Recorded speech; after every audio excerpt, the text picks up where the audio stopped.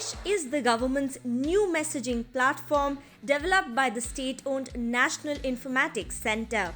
It was launched for a secured communication as government employees moved to work from home in March 2020. Babus were directed to avoid platforms like Zoom and WhatsApp for official communication due to security and privacy concerns. Sandesh in armed forces. Well, in November 2019, personal data of over 100 high-profile Indian users was reportedly leaked through WhatsApp.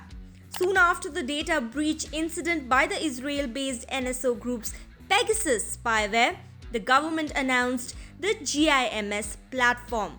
Therefore, as per reports, applications like Sandesh might come to the rescue for messaging purposes as an alternative to WhatsApp. Additionally, it was reported that unlike the other applications, GIMS will support 11 other vernacular languages. Let's look at the features and functions of Sandesh. In terms of interface, it is quite similar to applications like WhatsApp. There can be organizational groups, voice chats, and emojis. But the instant messaging systems or GIMS is only accessible after signing up by an email or mobile number, which can't be changed later by the authorized government official. To sign in, users can use options like LDAP, OTP, or directly through the web. It is not visible on the App Store to the general public. The description of the platform doesn't appear very different from the existing applications. For example, there is an option for users to back up chats to one's email. But there is a new feature of confidential messages, so users are aware that the message has to be treated as confidential. Although National Informatics Center doesn't provide any different security to messages under the tag. Built on an open source platform, GIMS also has end-to-end encryption to one-to-one messaging. Moreover, user data will be stored in the country unlike apps hosted abroad. But is it secured? There have been incidents where Aadhaar data was mistakenly published on government websites, leading to its leak on the dark web. Bangalore-based CIS had found the data of over 130 million Aadhaar card holders has been leaked from just 4 government websites, which means government-put systems are not always immune to security breaches.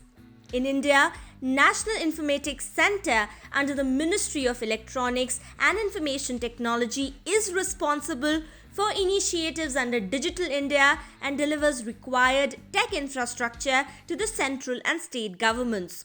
It was responsible for launching the government e-procurement system for online tendering, e-courts for the justice system, My Government for citizen engagement, among others. Will it be rolled out for Aam Aadmi? It might. The app was launched for government employees initially and is later expected to be available to the public.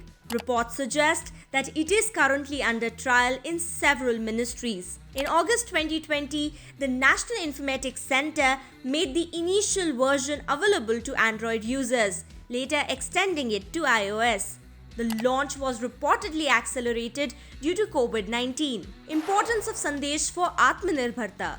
Well, China was the first country to raise a firewall against Western social and communication apps. But the Iron Curtain that Beijing had erected also helped the domestic tech industry to create its own social and instant messaging app. A case in point being China's WeChat. But unlike China, India has not yet created a strong digital ecosystem while popularizing a single messaging app that ranks on the global map.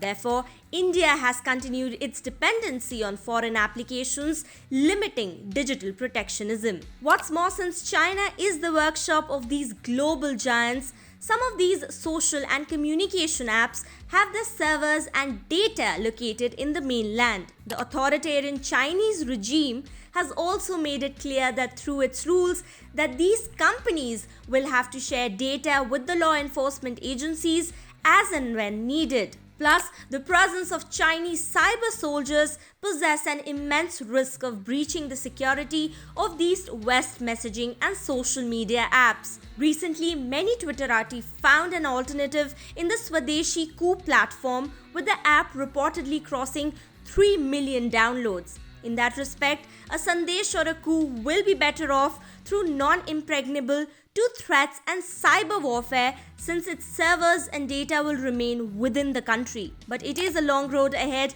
for Sandesh as its quest to replace Facebook-owned WhatsApp, which is already battling backlash around its new privacy policies and its rivals after a larger rollout.